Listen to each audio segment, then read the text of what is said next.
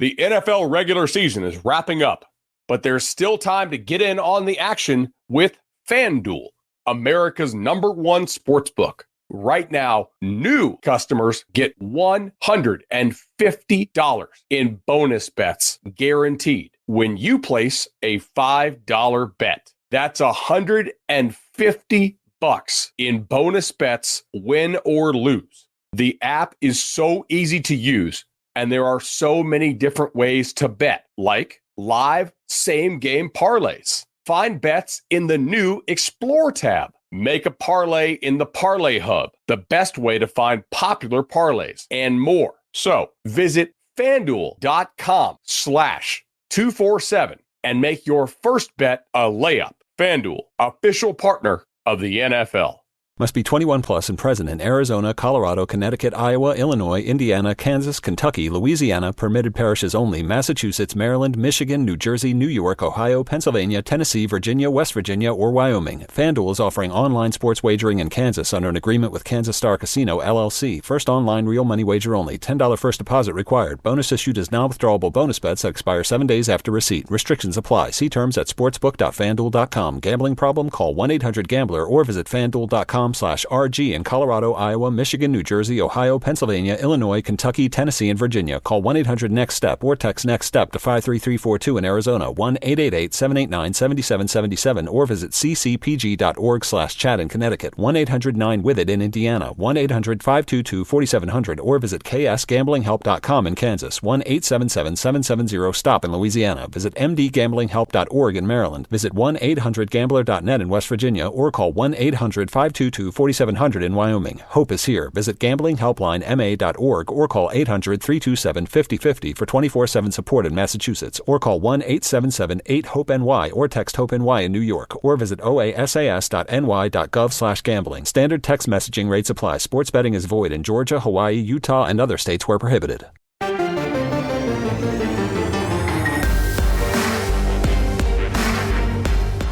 Welcome to the PowerCat Podcast, GoPowerCat.com's Kansas State Athletics Show.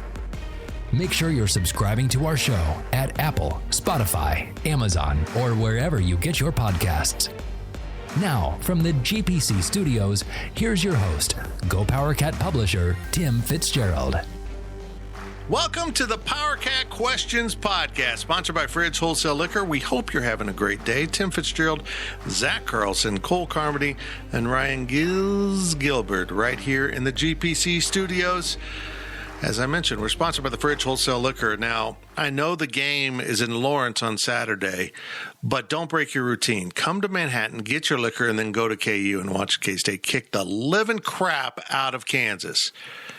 In fact, Kansas is so bad, I don't think they have living crap. I think it's all dead. It all gave up.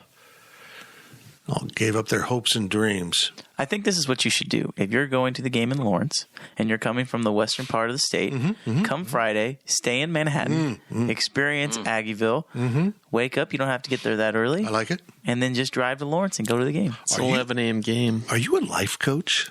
I might be. That's nice. I don't think that's a great idea, Cole. Yeah, you know, the thing about it is Cole still thinks like a college student.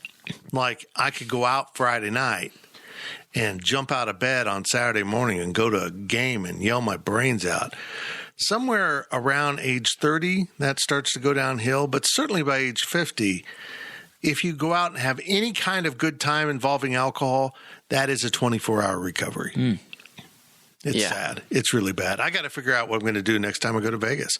I'm going to have to make daily runs to that IV place? To the IV place. Help me. I had 2 martinis last night. I'm going to die.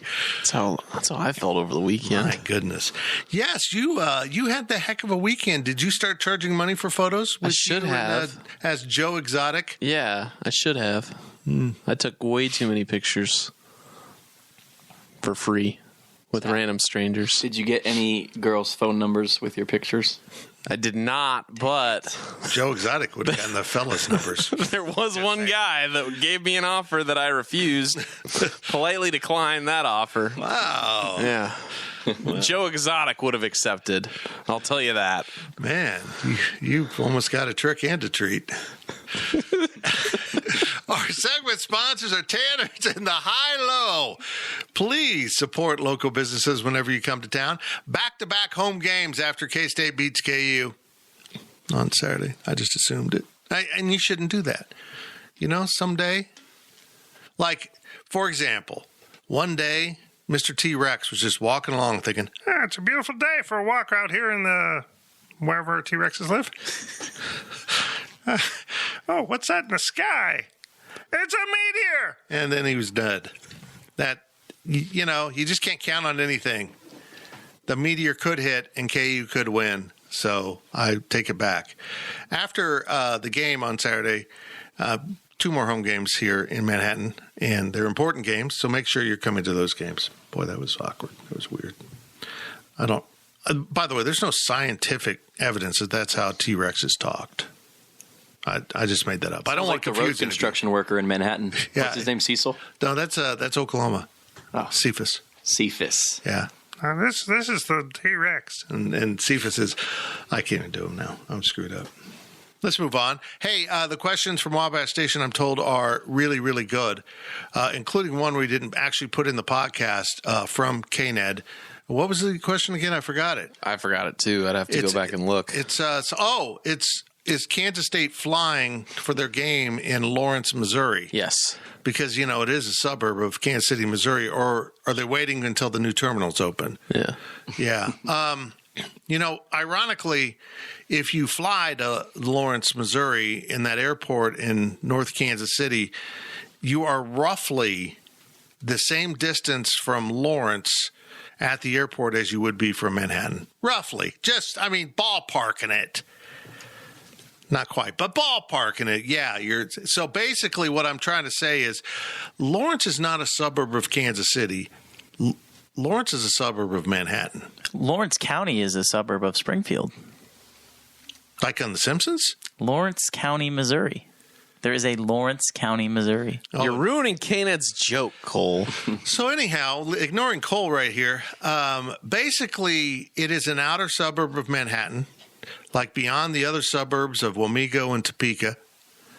And it's where a lot of crime takes place over there in the Lawrence suburbs. A lot of bad stuff. Apparently drinking and driving just all rampant over there. Okay, well, we're going to move on to your question to Wabash Station. Here is Ryan Gilbert with the first half. Ryan Gilbert. Gilbert. From Jedediah, what's your guys' projected end-of-season football record as of now? Well, they're going to get to 6-3. I had them at 8-4, and that would require winning 2 out of 3. The reason I had them at 8-4 was I thought they'd beat Oklahoma State. Oklahoma State A is better than I thought, but they also played them without Skylar Thompson, so we'll never know. They're capable of winning 2 more after this game, but I would say, you know, I had them down splitting these 2 home games at the end of the year. And I think that'll happen. I think they'll win 1 and lose 1. I don't know which. Heaven forbid they lose both. But I'm guessing 7 wins and a trip to Memphis. Oh, damn it. I think that the Texas game is almost more winnable than the Baylor game, Fitz. And It might be. I think right now I'm looking at 8-4. But here's the thing. If you beat West Virginia, I'm not saying that they can't win the other 2 games too. I mean, I still think that there's a realistic possibility, just because I was talking about this with Ryan on the way over here. The Texas team, if they lose another game, or if they lose 2 games before K-State, they're done. They're done. They're done. So that game that looked like it might be challenging at the end of the season, that might wind up being the easiest game of the 3 remaining games. Did we say this last year, though, when Texas lost a few games and came here to Manhattan and doubled up on K-State? They weren't done then. K-State was done. Well, they were trying to save their coach. It is interesting. It is very interesting to see how they'll handle it. And, Zach, does 6-6 Texas get an invite to the Cotton Bowl? Just because the Cotton Bowl is going to go, hey, we may not have them anymore. May not be available to us if we stay a Big 12 bowl. Yeah, they could. Well, I mean, they're still not a Big 12 bowl. Cotton Bowl's not. Sugar Bowl is. Oh, that's right. Oh, I guess I'm saying the Alamo Bowl. That's taking the Cotton Bowl place now. Yeah. Do you think there's any way that K-State wins out? No. I do think there's a way. There's a chance. I don't think it's minuscule, but I don't think it's. What's more likely, large. they lose out or they win out? Lose. Well, after KU? Yeah, after KU. Lose. I'd say lose. I would agree with that, but I don't think either one will happen. Mm-hmm. Yeah. There's also a chance I'll be bitten by a monkey today. I don't think that's going to happen either. I think 7-5 is probably the right number. I think the expectation has to change a little bit. If you beat West Virginia, you need to win one of those other games. So I think 8-4. I really do. Okay. That's what I predicted at the start of the season. Now, let me ask this. They go 8-4. Are there still going to be people upset about the program? Probably. There's always going to be those people. Bill Snyder would have won 13 games with this team.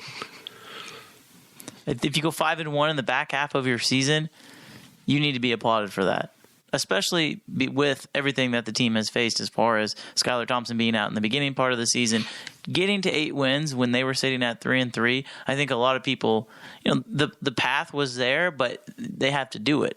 And I think winning 3 games in a row, beating KU, well, you've shown you can win 3 games in a row. There's no reason to think you can't win another 3 games in a row against teams that, let's be honest, should be comparable. How many King Felix questions do we have? One. I'll just say this. Ish. 2.5.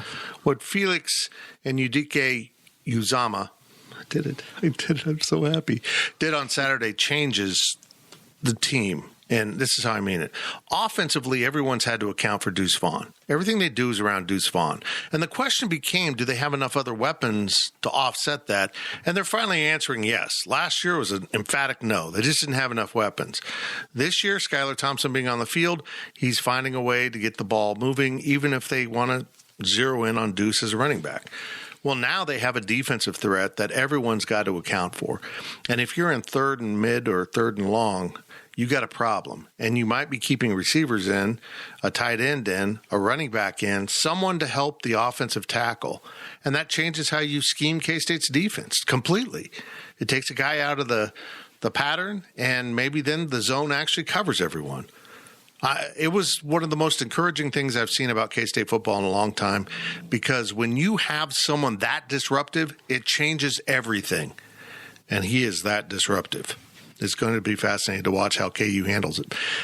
But Jason Bean gets out of the pocket. He moves well. He eludes tacklers. I think someone threw out the stat today at the press conference. They've given up 2 sacks in the last 5 games, which is pretty remarkable. Or it's a sign of teams that are just sitting back, knowing that you can't beat them, so they're not going to go on the attack and create an opportunity for Jason Bean to make a big play running, which is your biggest fear, really, with this KU offense. So Cole and Fitz, you guys said 8-4? I'm going to go 7-5. I want to be optimistic, but I don't know. It's Texas I can't figure out. I mean, Texas is so talented. I mean, Bijan could just run through this defense, but now all of a sudden the defense is playing a lot better. I'm going to say my official answer is 8-4 with a better chance of 9-3 than 6-6. What about 7-5? I would still probably lean more towards them winning out than going 7-5, just because. Really, if they beat West Virginia, you think that's enough momentum? I do. I think Baylor's has more momentum than K-State would have at that point. I think it depends on where Baylor is coming into the season, because they play Oklahoma before they play K-State. If they lose that game to K-State, and K-State is coming off of 4 wins in a row, it would be at that point. I mean, there's going to be a lot of momentum, and there's going to be some serious headway for K-State heading into that game. So, I mean, again, that's why I think that it's not out of the realm of possibility for K-State to go 9-3, but I think 8-4 is more likely. If they do go 9-3, it's a shame that K-State got the Big 12 start that they did. Yeah. That schedule was brutal if they were able to go 6-3 after that. Well, Baylor is going to benefit from Chris Kleiman's tour of assassinations. They play TCU next, and they close with Tech. So then they've got Oklahoma and K-State in between. So they are set up to do something pretty remarkable if they can string all those wins together after beating Texas. Well, Cole, you talked about momentum on the flip side of that. West Virginia's got Oklahoma State this weekend, and they've won 2 in a row now. So if they win that game, that's 3 in a row, and they've got momentum coming here to Manhattan. So that's going to be a tough win for K-State. 3 wins against better opponents. Mm-hmm. Yeah. I still think you have teams that super high confidence. Either way, I think that's going to be a great game in 2 weeks. I agree. From Wildcat Pilot 88, maybe he's the one that's disguised as K-Ned, and he's going to fly into KC this weekend. I like it. How much of the defense's improved play is due to Boom Massey being healthy again? He played a little bit on Saturday. He did offer relief, but no, I think that play at Lubbock just woke up a monster. I just think he realized this. I mean, he said it after the game when we talked to him that the coaches have been on him to assert his athletic ability, and he did it. And I think he found out, I really can do this stuff. And then he found a weakness, as he mentioned after the game, in the TCU tackle. Would stop moving his feet after a little bit, and so after a couple fakes, he said I would just go around him because he'd stop moving his feet. So that's not only a really athletic guy; that's a guy doing his homework. I love Boom just as much as anybody on this team. I think him coming back has really helped Felix. It's helped Nate Matlack. I think it's helped Cleek Duke. Like, having somebody like Boom back around the program for another year has helped make Felix better, has helped make these other defensive ends better. But I wouldn't necessarily say that he, on the field, is making the defense better. I think having him back is huge.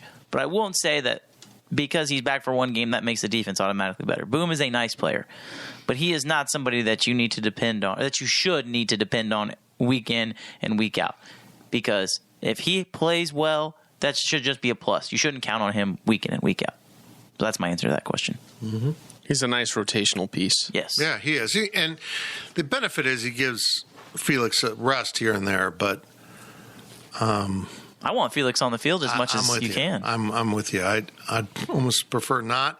Maybe you rest him on some first downs and run him out there, but I don't want to put this kid in a position to being a pass rush only guy. He needs to be an every down type of player, and he's proving that he can be that. With today's day and age, I think quarterback is the only position that can affect that side of the football that much. I'm not going to put any stock into Boom Massey returning. I don't think it's done too much. Yeah. From K-Ned, why does the QB have to control the ball through the entire process of a sack for it to be a sack? Doesn't. People aren't understanding the rule. With football, all the stats need to add up. Okay? If the quarterback is tackled in his backfield at the 45, but fumbles the ball forward to the 50, and it's recovered there by either team, those 5 yards have to be accounted for in the statistics. 5-yard rush. And in other words, if the ball then moves to the line of scrimmage, or it's zero rush, doesn't even have to reach the line of scrimmage. We saw this against Tech. This is going to get nerdy here. Against Tech, Nate Matlack had to tackle the quarterback. People like, he tackled him behind the line of scrimmage. Wasn't a sack because he got past the previous yard line. Okay, so if the ball's at the 50 and the tail of the ball's past the 49, but not at the 50, it is at the 50 statistically. It's very consistent on how they do it. And the only time you don't do that is if picking up that yard means a first down, but it's not a first down, then you can't give them the yard. You have to account for the yardage from the fumble. I believe the NFL puts it down as miscellaneous yardage and counts the sack. But in the way the NCAA scores things, that ball still belongs to the quarterback until it's recovered. So he did get a tackle, but the ball forwarded itself to the point where it was zero gain or a positive yardage on the play. The one essential of a sack is it has to be for a loss. It has to be for a loss and on a passing situation. But setting that aside, if the stats go down as a rush for 0 yards, it's not a sack. It cannot be a sack. He got back to the line of scrimmage by statistic continuity throughout the game. So I understand that. And I think something that a lot of people have been wondering, and I personally don't necessarily know the answer to this, Fitz, you might too, but if that sack if he sacks him, if he tackles the quarterback in a passing situation,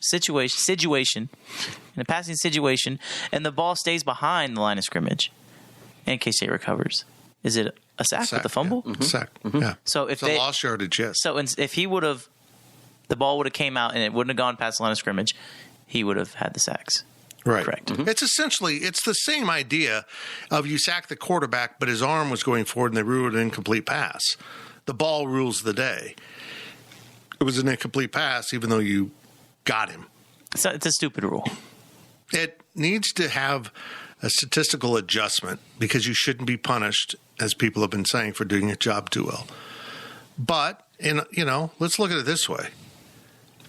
If King Felix comes around the corner, knocks the ball from Jason Bean, and Devin Neal picks it up and runs for a touchdown, is it a sack or a touchdown? Well, you can't advance a fumble. You can. They wouldn't have been able to advance it. You can't advance it on fourth down. Yeah, but you can advance it. I don't think you can. If a ball goes forward from a fumble. It went forward. I didn't say it went forward. He fumbled it. So if he sacks the quarterback, right, and the ball goes forward, well, that's different. If he just fumbles it backwards, and the ball goes behind him, I see what you're saying. If a running back picks it up and runs for a touchdown, is it a sack or a touchdown? It's a touchdown. It's the same thing. Mm-hmm.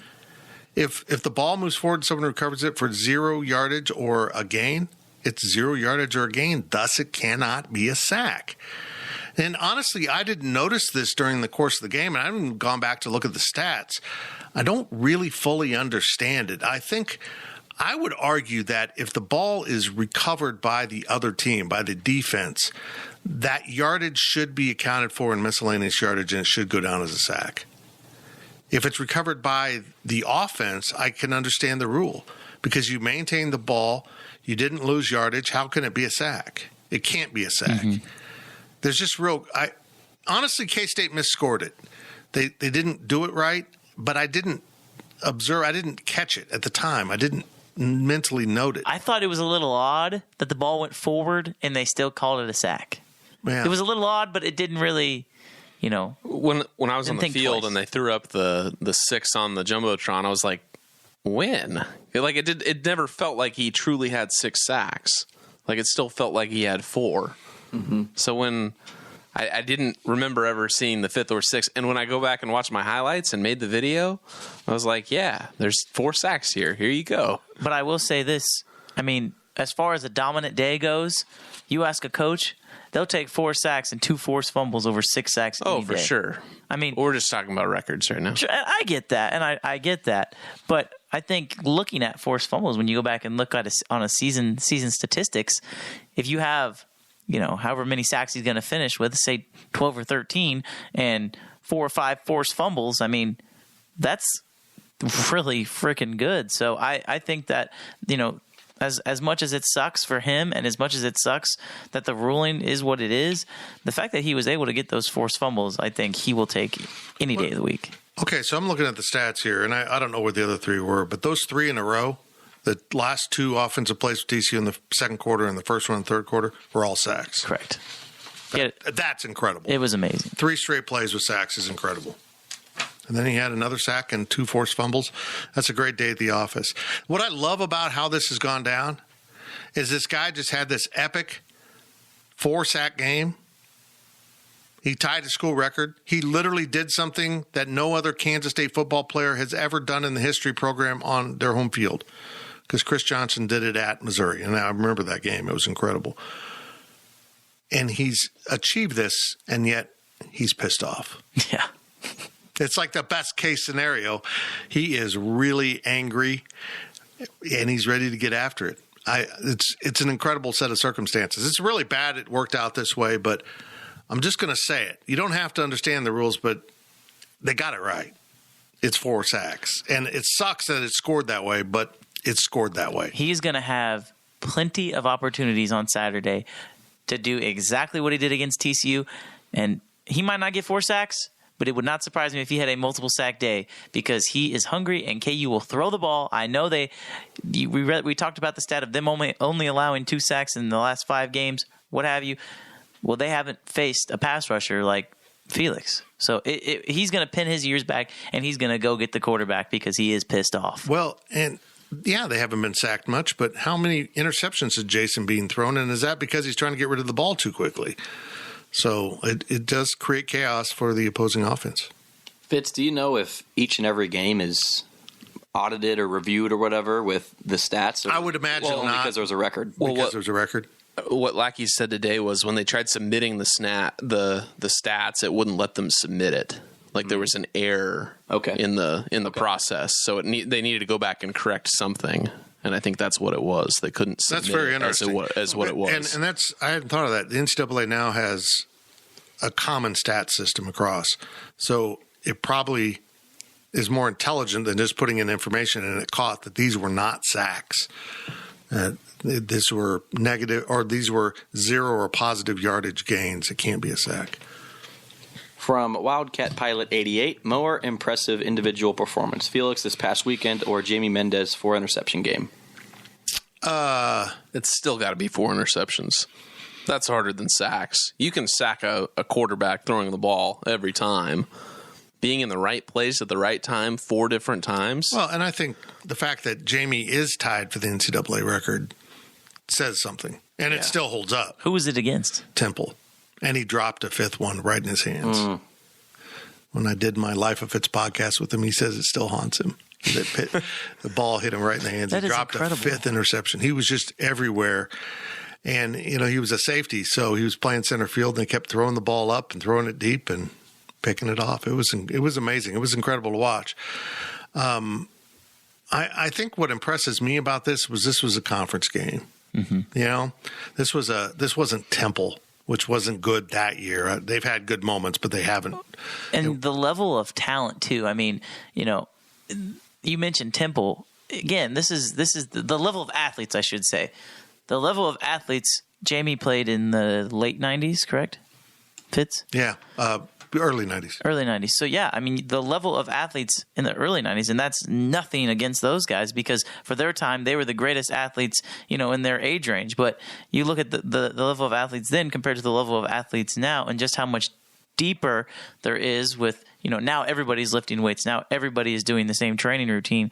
I mean, to me, it is extremely hard to be as consistent as Felix was on Saturday. Jamie Mendez was obviously a smart football player. He was a great athlete as well, but he was a smart football player. Not saying that Felix isn't a smart football player, but to consistently go at the position that he was at. I mean, there's a reason why you don't see guys get 6, 7 sack games. Not saying that I have no idea who was playing quarterback at Temple at the time, but I can tell you he probably wasn't as good as the tackle for TCU. And that's not a knock on anybody because 4 interceptions is incredible. Mm-hmm. But the level of athletes, I think, makes Felix's performance just as good, I will say, as that. And I didn't see that, obviously, the performance. I was not alive at the time. But that is a game that I will remember forever. How dare you not be alive? How dare you be unborn? Zach, were you wasn't alive? What year was it? Can I just pick Felix because I wasn't alive for Jamie? Yeah, that's good. Is that fair? That's fair enough. Was that 98? What, Jamie? No. Yeah. 91, maybe? Oh, earlier than 92 was junior He's part of season. the foundation. Oh, that's right. Yes, 1992. Senior season. I was almost I alive. thought it was his junior season. No, that is his junior season. So he redshirted in 89 when he was part of the... What day was the game? It was on Saturday. Was it what was the weather? It was a lovely day for intercepting passes. There we go. Okay, let's move on. Last question of the first half comes from I Like Pickles Cat. Pickles! KU has now won fewer conference games, 41, than any team past or present, including TCU and West Virginia. How long will it take the new 4 to pass KU as well? That's an incredible stat. Are we going to set an over-under on how many years? That's incredible. So the schools that came in, 15 plus years after the start of the league have won more games than Kansas. Oh, God. Yeah. That is just sad. It's sad. It took less than 10 seasons. And I'm just going to say this. If in this whole life of realignment and television contracts and media deals, why does the Big 12 let Kansas leech on? Because at least 2/3 of the TV money is football related. At least 2/3. I know they bring a lot to the table in basketball, but you would never take this school if it was an expansion candidate. And they think they're going to the Big Ten. Don't tell KU fans. Don't tell whoever that reporter was. Oh, what a joke. It's imminent. It's imminent. It's imminent. It's disgusting. Okay, here's my rant. I'm going to do it. Zach. I'm going all in right here.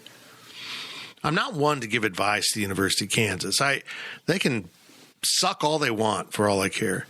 But if this rumor that they really have an alumni that wants to give them $500 million, I can't wrap my mind around it, to tear down Memorial Stadium and start anew, find a damn way to do it.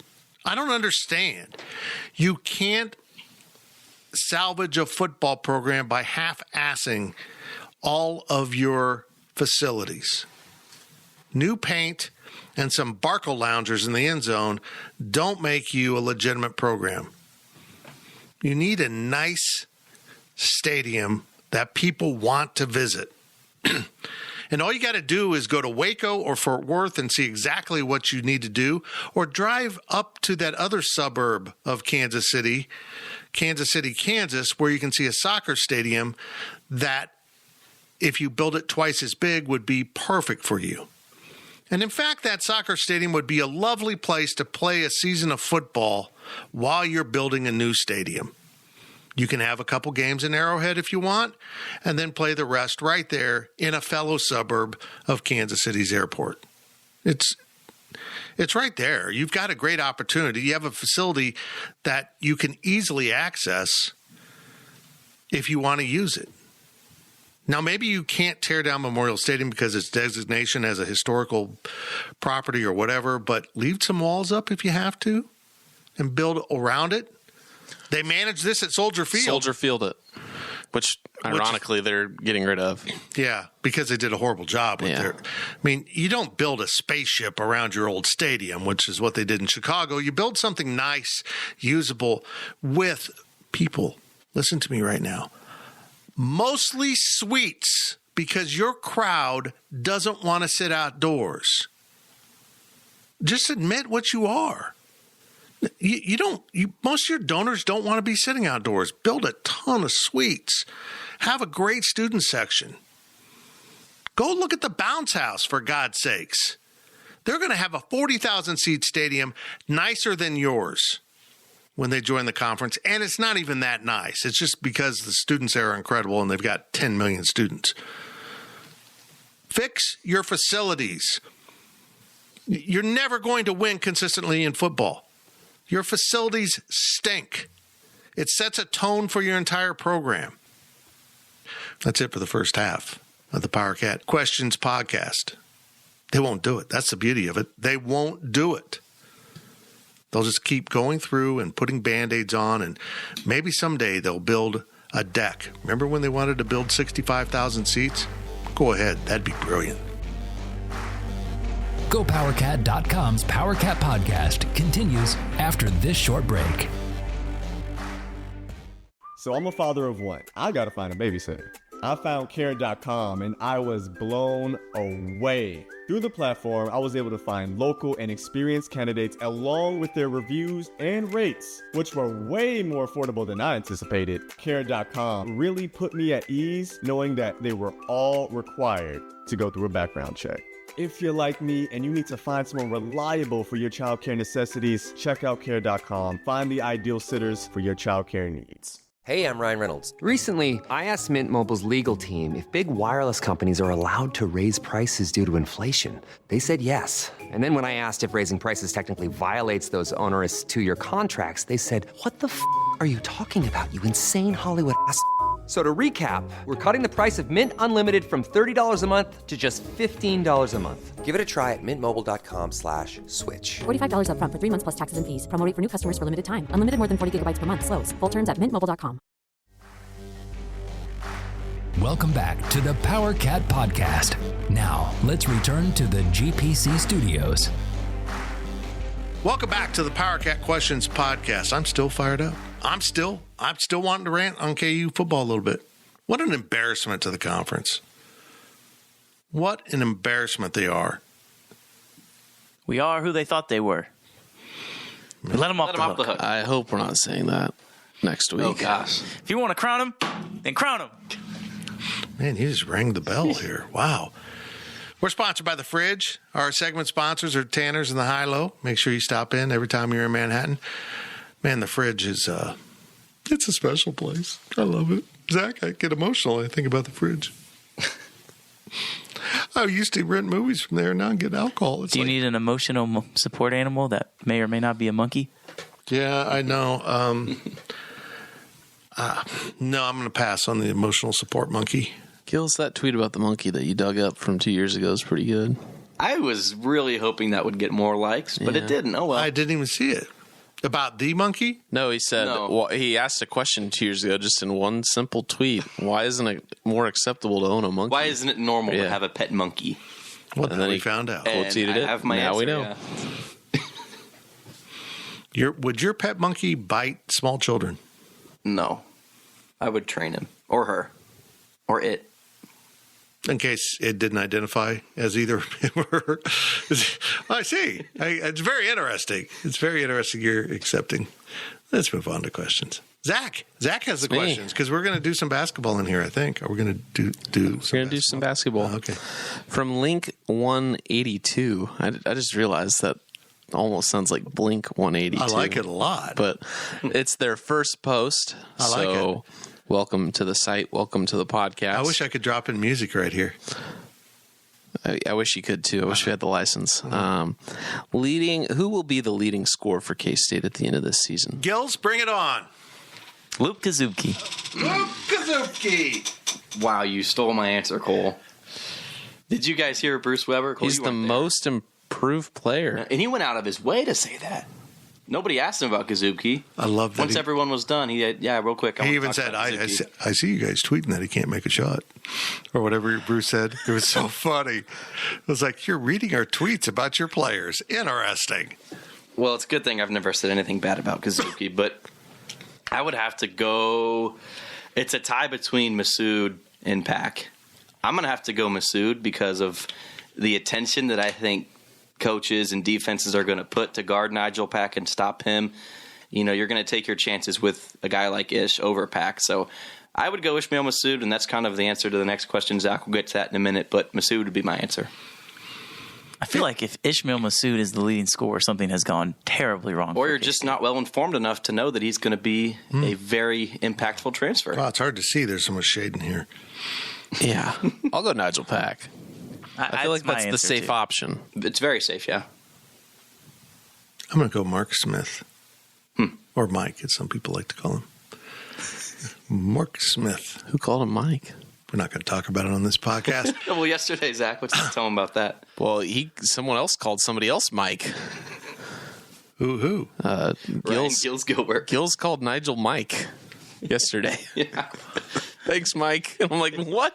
I played it cool. I just walked away. He just walked off, and I was like, I heard that. I don't know if Nigel heard it. Sorry, Nigel. Sorry, Nigel. I know you guys all listen to this podcast, apparently. So, Nigel, we're so sorry. I think Mark Smith will just be steady Eddie for this team, and he'll be right in that 12 points a game range. Never get over... May get over 20 once in a while, but he's not going to have a big blow-up, and he's not going to be held scoreless. He's just going to be right there in the middle. A typical Bruce Weber leading scorer at 12.3 points a game. I'm going with Mark Smith. Sounds like Xavier Sneed. Yeah, exactly. If I had to pick one player that underperformed, it'd be Mark Smith in the scrimmages and practices that we were able to see. And going back to his days at Mizzou in Illinois, he's had some confidence issues. You know, he got away from that, and there's a fresh start for him, a great opportunity. But when he starts missing shots, it's bad. And as his freshman or sophomore season, I believe, was his best as far as three-point shooting. That's not normal. It should be getting better, not worse. So I don't want to. I know we have a small sample size with 3 practices, but I haven't been overly impressed with him. I'm going to be cautious. I'm not going to bet any money that he's going to be a leading scorer or even one of those leaders for K-State. I'm not saying he's going to be a bust or a miss for Weber, but I'm just not buying in yet. I think there's some skepticism with him. Well, I'll say this. When I spoke to him, I don't think he responded to the more aggressive coaching he got at Illinois and Missouri. I think Bruce's style is going to be really good for him. I mean, some guys just don't respond to it. And if he's got a fragile self-confidence, Bruce will never dent that. He doesn't, he'll get on you, but in a Bruce way. So I think they really helped themselves with the transfer portal. I think they did exactly what football did. They went out and found guys that fit their program as players and members in the locker room, as part of the locker room environment. There's a sense about this team of unity that I haven't seen in a very long time. I don't even know if we can say it about the two Big 12 teams.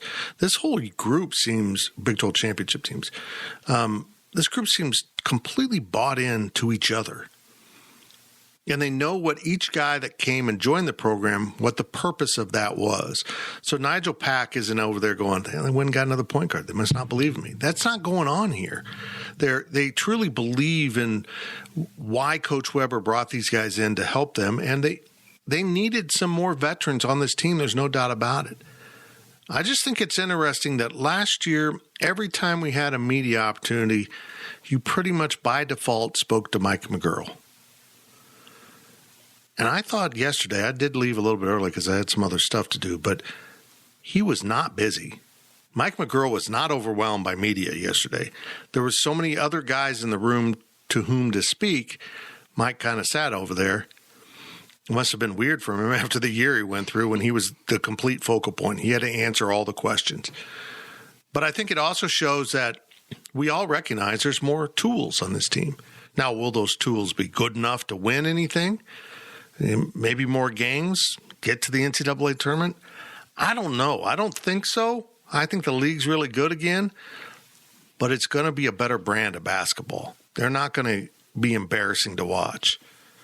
I think this group is bought in. They're going to defend at a high level and be able to score more casually than the other past few seasons we've seen.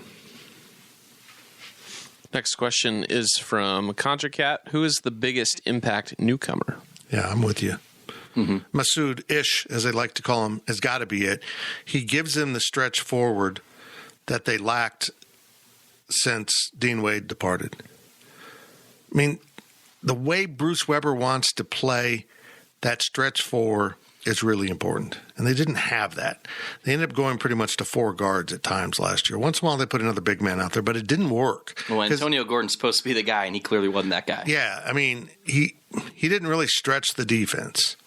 He went outside to shoot, but he devolved as a shooter too. So even though you think Mark Smith will lead the team in scoring, you think Ish will be the biggest impact newcomer? If you've got a guy that is making you defend out to 22 feet, it makes it a lot easier for a guy like Mark Smith to put the ball on the floor. Although the difference between him and DeJuan Gordon is Gordon was more a dribble penetrator who wanted to shoot. And Mark Smith typically has been more of an outside shooter who wants to dribble penetrate. It's not his big thing. But you get that stretch four, it loosens up a defense. It changes again. We talked about in football. It changes the way you have to defend then. You can't just pack it down the lane and take away the drive opportunities, which really hurts K-State. I really like Marquise Noel. And I probably agree with you guys that Ish Masood will be the biggest impact newcomer. But everything I've seen from Marquise Noel and the little we've seen, in preseason is tremendous. I mean, he has the best motor on the team. I think there's no debate about that. He's going to be a pain in the butt for opponents. He's going to be somebody that teams aren't expecting because I really think he will be able to handle the point. And we will see Marquise Noel and Nigel Pack on the court at the same time. Quite a bit. And I think if he can progress like I think he can progress, he could be a starter. He could be a starter as the season winds down, and I don't think that's a bad thing if he's your starting point guard because he's a playmaker. He's an athlete. That's something that this team has lacked is playmakers.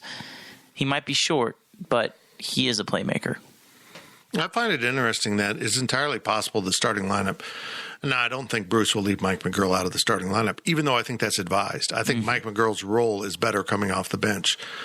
But I can see them starting the three transfers with Bradford and Pack. I mean, it makes a lineup. And I think that's probably the direction they might want to go. And then you've got Selton and Mike McGurl coming off the bench. And right there, you understand how much better your team got because both of those guys were in the starting lineup last year. So there's just more bodies. I know everybody talks about Marquise's size, but let's be real here. He is really small. And that I don't know how that's going to translate into the Big 12. I agree he can be a pest on defense, and I think he's going to remind a lot of fans of Angel Rodriguez, just getting loose balls, nice assists, getting some layups in there. But I think his height might hinder him a little bit. I don't want to be that pessimistic about him, but I don't think he'll start much this season. I don't personally think that's going to happen. But it sounds like he's a guy that can shoot it deep. Very deep. Oh, yeah. Which is good. Yeah. And they've had to have that. And let's be clear, it's not about shooting it deep. It's about making it deep. Mm-hmm. And if they're not making them, Weber needs to put the red light on those. Yep, I agree. Which he didn't do with Gordon last year. From Link 182, does K-State make the NCAA tournament? No. Yep. I think they'll be flirting with the bubble, but end up in the NIT. I think first four is their upside. They're very upsides, the first four. Can I answer this question after Thursday? Oh, Thursday doesn't mean anything. I want to see a game. I want to see a game. I don't care if it's a practice, a scrimmage. They didn't play a real scrimmage. I want to see some kind of game where they keep score. I want to see that because it's not going to determine if I think that they're going to make the tournament or not, but I will have a better answer to this question. Right now, my gut is telling me no, but I think if you were to put them on and say, projection, Cole, give me your field, they are like one of the first four teams out. Davion Bradford's not playing Thursday, right? He's injured. And Paxman nicked up a little bit. But this is why I want to see, because I think if the newcomers perform well, that maybe shifts my answer more towards yes. If those guys can come in and truly make an impact and be the guys that everybody wants them to be, then I'm going to say yes. But if they're just your average run-of-the-mill players that are maybe an improvement over what you had last year, maybe, then I say no. But if they make a serious impact, then I will say yes. K-State, Bruce Weber's teams at K-State get better. And obviously, look at last year. Look at both of the Big 12 tournament, the Big 12 championship runs. Pardon me. They lost a couple games in 2012. I think Michigan they beat Florida, but they lost to Michigan and Gonzaga, and then back in 18-19, did they lose to Tulsa in an ugly game in Wichita? Am I correct on that? So yeah. They've lost some games and they've gotten better. So if you can win those games, I'm with you, Cole. If you win these games now in the non-con without Pack, without Bradford, when they're not 100% healthy, and then you can really improve and springboard that into conference play, I'm with you. Next question's from Purple My Nurple. So dirty. Bruce Weber is the cleanest and classiest coach in Power 5 basketball, which in my opinion is why John Curry hired him. I realize with COVID and other extenuating factors, we probably didn't have the budget to move on after last season. Is this season his opportunity to calm the waters and retire gracefully at the end of the season, or do you see K-State sticking with Bruce Weber no matter what? Okay, so here's the problem, and this is the Bill Snyder paradox.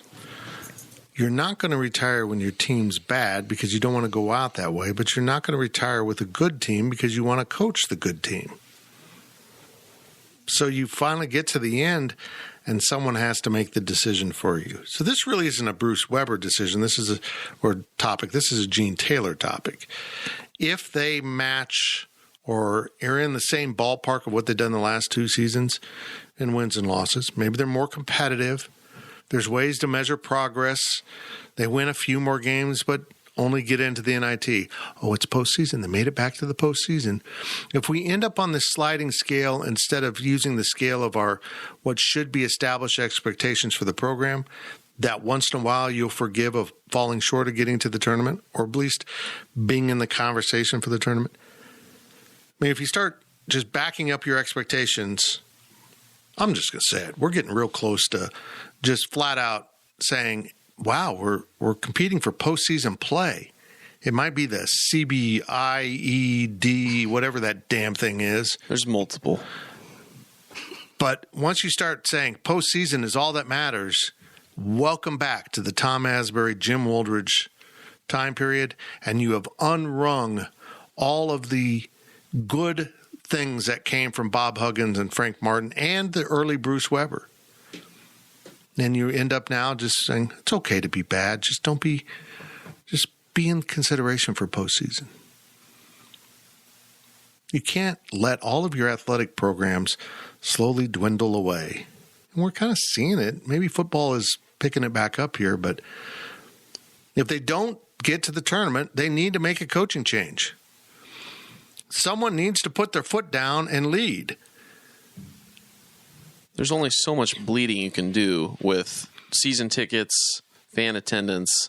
At some point, something's got to give. And if you're just barely making the tournament and making the first four, do you really think the first four is going to move the needle on attendance? I don't know. No. I don't want to be LSU where you fire a coach 2 years after winning a national title because he wasn't meeting expectations. But in Manhattan, Kansas, apparently winning a conference title, you get 4 bonus years. So you know how I like my analogies. Here we go. This is like, compare it to a car.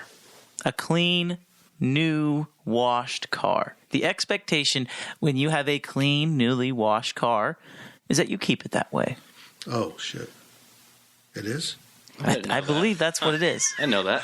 I thought you just got it all dirty again. So, sorry, my bad. When you start to get trash in your car, the expectation is you take it out. It's my car. I do what I want with it. You take out the trash. That's the expectation. But if you just let it continually build up, it gets harder to take the trash out of the car. But the expectation is, well, it's still kind of clean.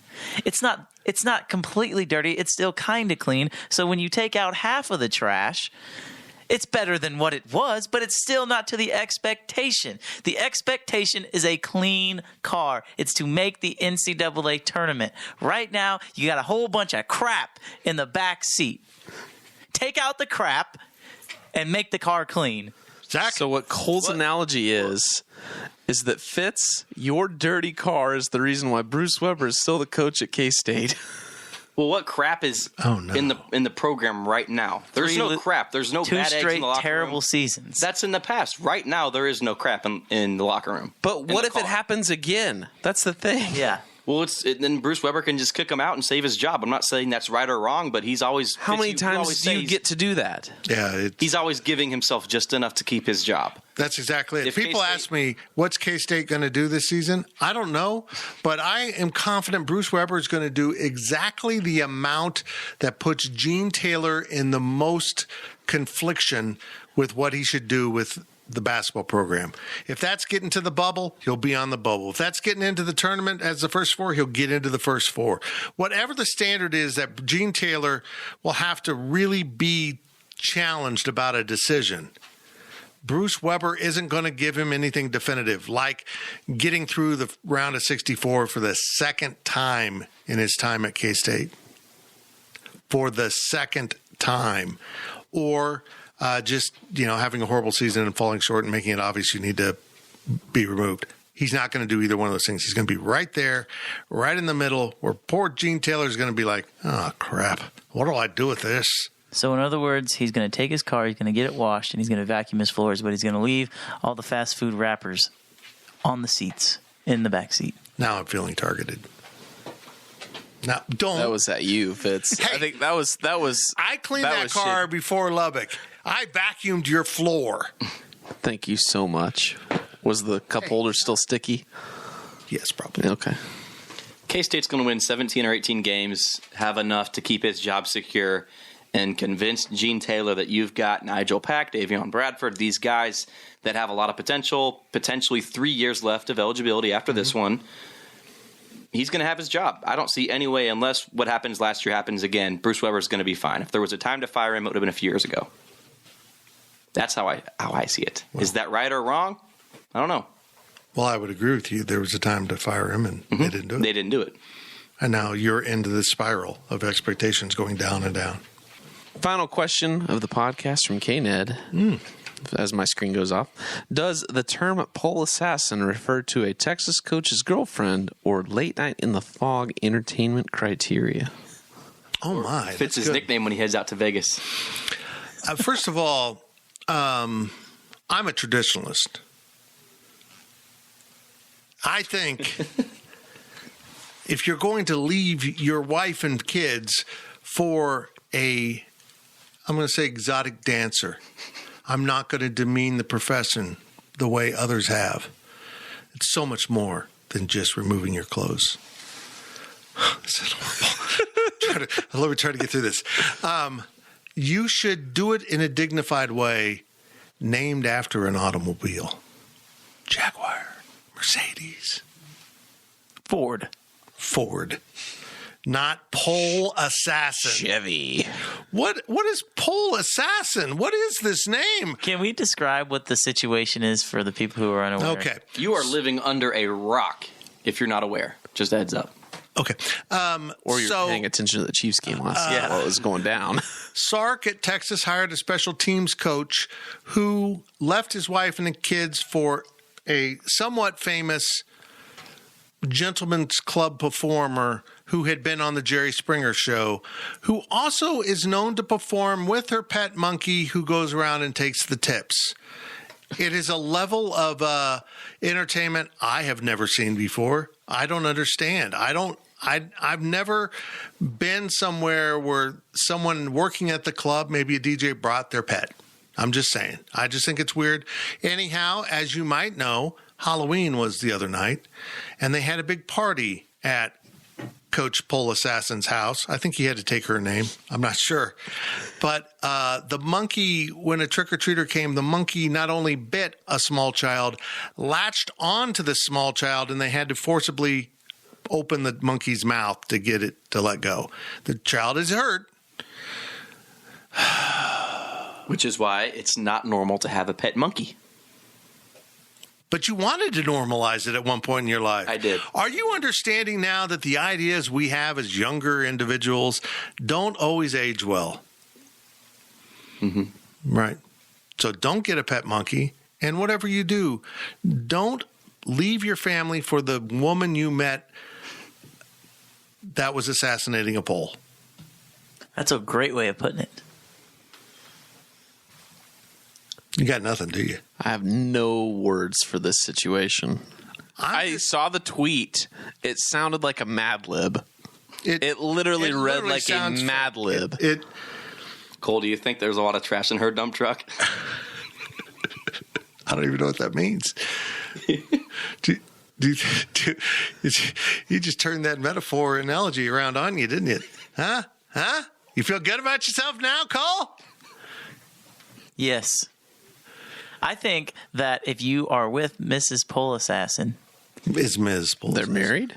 I think they're married, aren't they? Is it Mrs.? I don't know. Go ahead. She's the breadwinner in that relationship. Probably. Probably. But I was unclear. Is she still working, or is she just now a monkey parent? And she just hangs out at home because her coach, husband, brings in a lot of money. Well, let's also clear this up. This was not a pet. This was an emotional support animal. Oh. It was? This was an emotional support animal, which makes it even worse, really. Which also begs the question, why not just have a nice dog? Which gets to my argument that all dogs are emotional support animals. They don't need training. They just do it. They just do it. And yes, once in a while they'll bite a kid. But your dog mom doesn't need to be an exotic dancer to do so. Joe Exotic? We've come full circle. That's it. We're done. K-Ned, great questions. We started and ended with you today. Pole Assassin. Welcome to this. Never mind. We're out of here. We'll talk to you later this week with the pregame podcast. And if you don't listen to the PowerCat pregame podcast, it's usually a good hour of intellectual conversation between myself and Ryan Wallace and Brian Hanley and Ryan Gilbert as we preview the game. This week it'll just be giggling for 1 hour. Thank you for listening to the PowerCat Podcast. Make sure you're subscribing to our show at Apple, Spotify, Amazon, or wherever you get your podcasts. PowerCat Podcast. All rights reserved. GoPowerCat.com.